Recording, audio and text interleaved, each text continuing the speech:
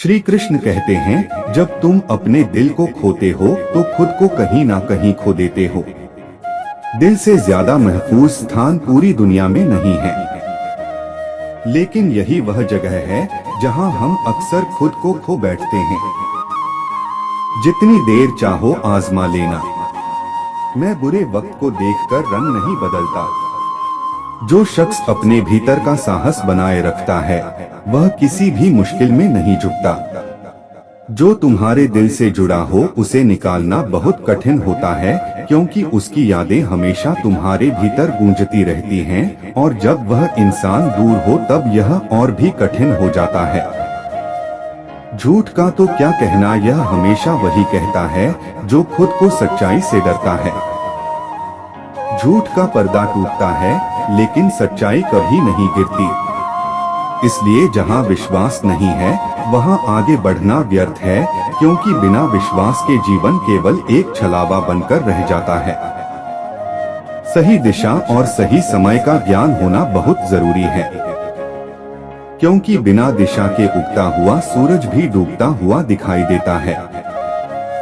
ईश्वर वही है जो तुम्हें सही मार्ग दिखाते हैं, और जब तुम उसे अपना वकील बनाते हो तो हर मुकदमे में विजय प्राप्त होती है, वह भी बिना किसी मूल्य के। अगर तुम हमेशा गुस्से में रहते हो, शिकायतें करते हो, तो लोग तुम्हारे पास कभी नहीं आएंगे, क्योंकि लोग तब तक तुम्हारे साथ रहते हैं जब तक तुम उन्हें प्यार और सकारात्मकता से अपनाते हो।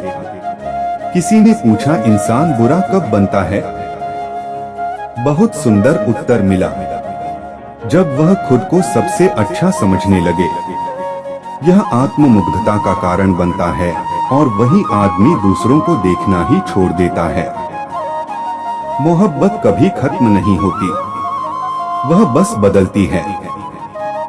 यह भावनाएं समय के साथ गहरी होती हैं और कभी ना खत्म होने वाली यादों में तब्दील हो जाती हैं। अगर सच्चा प्यार हो तो वह हमेशा बढ़ता है, कभी घटता नहीं। इसलिए मोहब्बत में सच्चाई चाहिए, वरना वह सिर्फ एक भ्रम बनकर रह जाती है।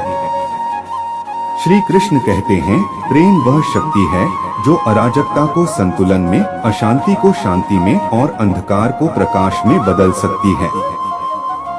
संसार की हर अव्यवस्था प्रेम के एक स्पर्श से सुधर सकती है।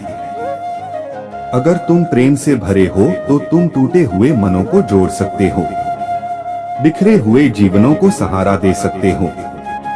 यही प्रेम की सामर्थ्य है।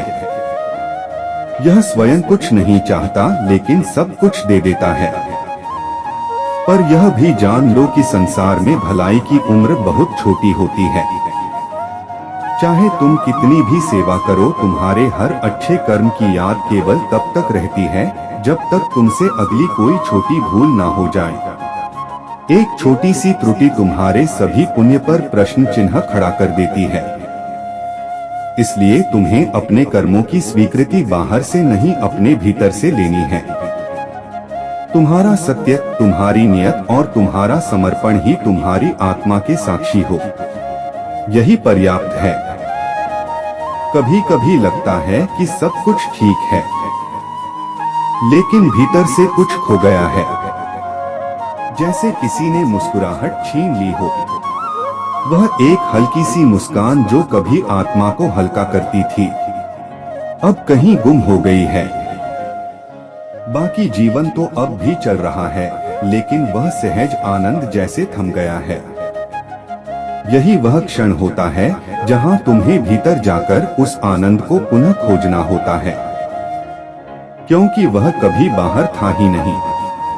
वह तो तुम्हारी आत्मा में ही था जिसे तुमने परिस्थितियों के शोर में खो दिया। अच्छी सलाह वह सत्य होती है जिसे लोग सुनना नहीं चाहते, क्योंकि वह सीधे हृदय को झकझोरती है, प्रश्न करती है और परिवर्तन की मांग करती है। जबकि प्रशंसा एक मीठा धोखा होती है जो आत्मा को भरमाता है, उसे उसी अवस्था में स्थिर कर देता है। इसलिए जीवन में जब कोई सत्य कहे, इवन अगर वह कड़वा हो, तो उसे गौर से सुनो। वही शब्द तुम्हारे विकास का कारण बन सकते हैं। रिश्तों और रास्तों का एक अनोखा संबंध होता है।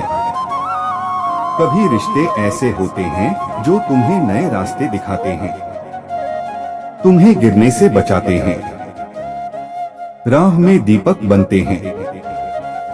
और कभी रास्ते में कोई ऐसा मिल जाता है जो तुम्हारे जीवन का स्थायी संबंध बन जाता है। इसलिए चलते रहो, रुकना मत, क्योंकि हर मोड़ पर कोई अर्थ छुपा है, कोई संबंध प्रतीक्षा कर रहा है। जो रिश्ते तुम्हारे प्रिय हैं, उन्हें सहेज कर रखना, क्योंकि एक बार खो गए तो संसार की कोई शक्ति उन्हें वापस नहीं ला सकेगी। कुछ सत्य ऐसे होते हैं जो आत्मा को चीर कर रख देते हैं। जीवन में कोई नहीं होता अपना। जब यह बात तुम्हारे भीतर उतरती है, तब तुम्हारा हृदय भीगता नहीं, सूख जाता है। झूठे रिश्ते, दिखावटी प्रेम और स्वार्थ से बने संबंध अंततः केवल खालीपन छोड़ते हैं। लेकिन उस खालीपन में भी तुम स्वयं को मत खो देना। वह शून्यता केवल परीक्षा है और तुम्हारा आत्मबल ही उस अंधेरे में दीपक बन सकता है। मत डरो। भय केवल तब तक तुम्हें नियंत्रित करता है जब तक तुम उससे भागते हो। जीवन के नकारात्मक विचार बंदरों की तरह होते हैं। जैसे ही तुम उन्हें देखकर घबराते हो, वे तुम्हारे पीछे दौड़ते हैं।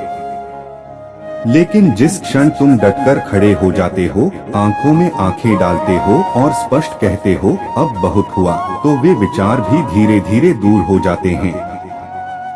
इसीलिए भय को मत पालो, उसका सामना करो। मनुष्य के भाग्य का निर्माण केवल कर्म से नहीं, बल्कि स्वभाव और वाणी से भी होता है।